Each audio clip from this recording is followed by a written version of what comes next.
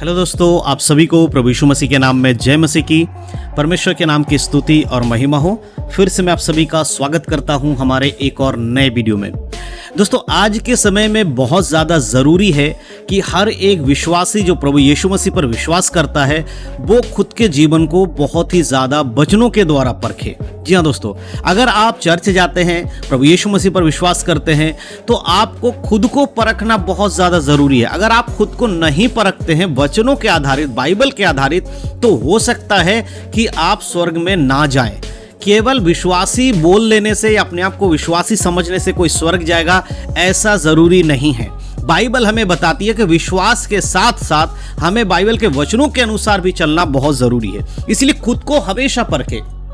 आज के समय में बहुत सारे विश्वासी लोग खुद को नहीं परखते हैं। उन्होंने अपने जीवन में एक टारगेट बनाया है कि हमें हर संडे चर्च जाना है, हमें बाइबल सिर्फ पढ़ते रहना है, हमें दूसरों से प्रार्थना मांगते रहना है। ऐसे अपने जीवन में कुछ कामों को वो बना रखे हैं जिसके आधारित उन्हें यह लगता है कि अब वो पूरी तरह से सच्चे मसीही बन गए हैं, एक विश्वासी का जीवन जी रहे हैं और यीशु मसीह के चेले के रूप में वो बन चुके हैं।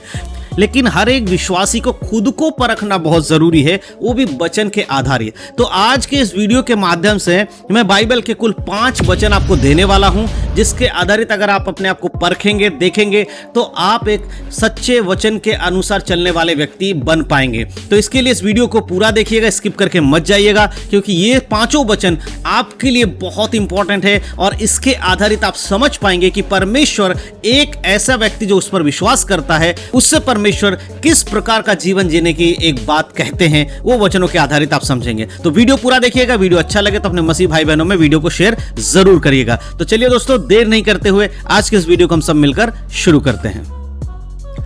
तो दोस्तों, जैसे कि मैंने वीडियो की शुरुआत में आपको बता दिया कि आज मैं आपको 5 ऐसे वचन बाइबल से आधारित बताने वाला हूं, जिनको सुनने, समझने और अपने जीवन में लागू करने के बाद आप एक सही मसीह जीवन जी पाएंगे। इसके लिए हम भजन संहिता अध्याय 1 को पढ़ने वाले हैं और वहां से कुछ वचनों को हम सीखने वाले हैं, समझने वाले हैं कि परमेश्वर एक मसीह व्यक्ति से क्या चाहते हैं कि वो किस प्रकार का जीवन जिए। तो सबसे पहला जो वचन है वो है, पहले वचन में लिखा है, क्या ही धन्य है वह पुरुष जो दुष्टों की युक्ति पर नहीं चलता और ना पापियों के मार्ग में खड़ा होता है और न ठट्ठा करने वालों की मंडली में बैठता है।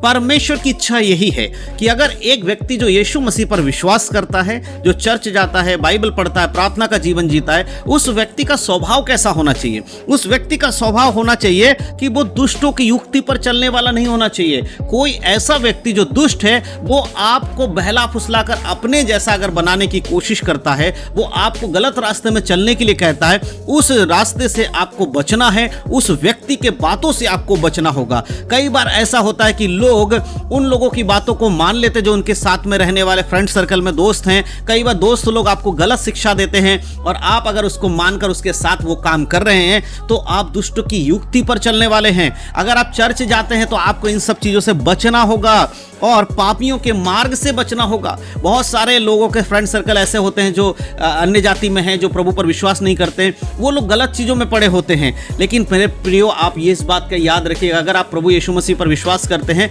आप अपने दोस्तों को सुसमाचार सुनाइए, प्रभु के बारे में बताइए, लेकिन आप उनके जैसा काम मत करिए जो वो करते हैं सांसारिक कामों को। अगर वो बुराई करते हैं तो आप बुराई मत करिए, अगर वो दूसरों की चुगली करते हैं तो आप उनके जैसा मत करिए। यही परमेश्वर इन वचनों के द्वारा चाहते कि एक व्यक्ति ऐसी चीजों को ना करे, ना ही वो दुष्ट की युक्ति पर चले, ना ही वो पापियों के मार्ग में खड़ा हो और ना ही वो ठट्ठा करने वालों की मंडली में बैठे। बहुत सारे लोग ऐसे होते हैं, मजाक करते हैं, परमेश्वर को लेकर भी कई बार मजाक करते हैं, कई बार परमेश्वर की झूठी कसम खाने लगते हैं। ये सब चीजें एक विश्वासी के लिए सही नहीं है। आप दूसरे वचन को जब पढ़ते वहां लिखा है, परंतु वह तो यहोवा की व्यवस्था से प्रसन्न रहता और उसकी व्यवस्था पर रात दिन ध्यान करता रहता है। एक विश्वासी की सही पहचान क्या होनी चाहिए? वो परमेश्वर की व्यवस्था से प्रसन्न रहता है, बाइबल की बातों में खुश रहता है, बाइबल जिन बातों को कहते हैं उनको अपने जीवन में लागू करने में हमेशा वो तत्पर रहता है और उन्हीं के अनुसार जीवन जीने की कोशिश करता रहता है और रात दिन उसी का ध्यान करता है। एक सच्चे विश्वासी का पहचान, एक सच्चे मसीह का पहचान यही है कि वो बाइबल को पढ़ता है और रोजाना पढ़ते हुए उस वचन के अनुसार चलने की पूरी कोशिश करता है और अपने जीवन को पवित्रता में बढ़ाता है। ये परमेश्वर की इच्छा है एक विश्वासी से। और तीसरा वचन जो हम पढ़ते हैं वहां लिखा है, वह उस वृक्ष के समान है जो बहती नालियों के किनारे लगाया गया है और अपनी ऋतु में फलता है और जिसके पत्ते कभी मुरझाते नहीं, इसीलिए जो कुछ वह पुरुष करे वह सफल होता है। अगर जो व्यक्ति इन चीजों को नहीं करता, यानी कि वो दुष्ट की युक्ति पर नहीं चलता, पापियों के मार्ग में नहीं खड़ा होता, ठट्टा करने वालों की मंडली में नहीं बैठता और रात दिन परमेश्वर के वचनों पर चलता है और उस पर ध्यान लगाता रहता है, वो व्यक्ति किसके समान होगा?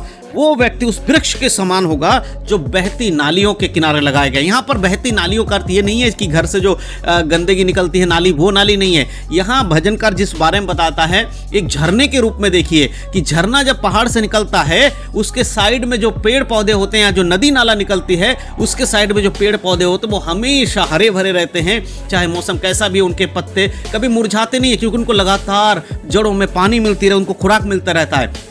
तो जो व्यक्ति प्रभु के वचन में चलता है उसके साथ भी ऐसा ही होता है कि वो बहती नालियों के पेड़ के समान होगा और वो भी हमारे समय पर वो फलता रहेगा, अपने ऋतु में वो फलता रहेगा। जब जब परमेश्वर आपको आशीष देंगे आप फलवंत होंगे और उसके पत्ते कभी मुरझाएंगे नहीं और वह पुरुष जो कुछ करेगा उसमें सफलता मिलेगी। यानी कि वचन में चलने वाला व्यक्ति वचन के अनुसार जीवन जिएगा और वचन के द्वारा उसको जीवन में बहुत सारी सफलताओं को प्राप्त कर पाएगा। और चौथा वचन ये है जहाँ 4 में लिखा है, दुष्ट लोग ऐसे नहीं होते, वे उस भूसी के समान होते हैं जो पवन से उड़ाई जाती है। परमेश्वर कहता है कि अगर जो व्यक्ति दुष्ट होता है, दुष्टों की युक्ति पर चलता, वो कैसा होता है? वो पवन से उड़ाई दी जाती है। जैसे भूसी खेतों में से जब गेहूं काट कर निकालते उसकी भूसी को अलग किया जाता है, गेहूं अलग हो जाता है क्योंकि गेहूं में वजन है, भूसी में वजन नहीं है। इसीलिए मेरे प्रियो, जो व्यक्ति परमेश्वर के वचन में रहता है वो वजनदार होता है और वो इकट्ठा होकर परमेश्वर के खेमे में रहेगा, और जो वचन में मजबूत नहीं वो हल्का होकर नरक की आग में झोंक दिया जाएगा। इसीलिए प्रभु नहीं चाहता कि कोई भी व्यक्ति बुराई में जीवन जिए। अंतिम और 5वां वचन में हम इस प्रकार देखते, लिखा है, इस कारण दुष्ट लोग अदालत में स्थिर ना रह सकेंगे और ना पापी धर्मियों की मंडली में ठहरेंगे।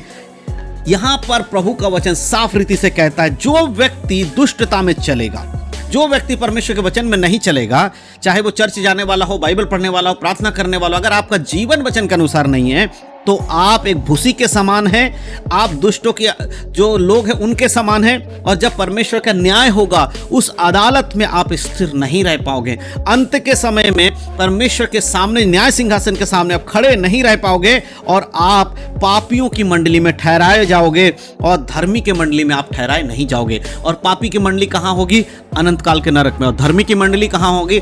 अनंत काल के स्वर्ग में है। इसलिए मेरे प्रियो, ये 5 वचन जो मैंने आज बाइबल के द्वारा आपको बताया है, अगर आप इन 5 वचनों को अपने जीवन में लागू करते हैं तभी आप एक सच्चे मसीह बन पाएंगे, तभी आप परमेश्वर के वचन में पूरी रीति से चल पाएंगे। तो आज इन वचनों के द्वारा अपना जीवन को परखिएगा, देखिएगा क्या आप एक चर्च जाने वाले व्यक्ति होने के बाद भी, एक विश्वासी होने के बाद भी, प्रभु यीशु मसीह पर विश्वास करने के बाद भी कहीं आप दुष्टों की युक्ति पर तो नहीं चलते, कहीं आप पापियों के मंडली में तो नहीं खड़े होते, कहीं आप ठट्टा करने वाले की मंडली में बैठते तो नहीं है। ये सारी चीजों को आपको देखना बहुत जरूरी है। जब आप इन चीजों को देखेंगे, परखेंगे, तभी आप वचनों में पूरी तरह से चल पाएंगे।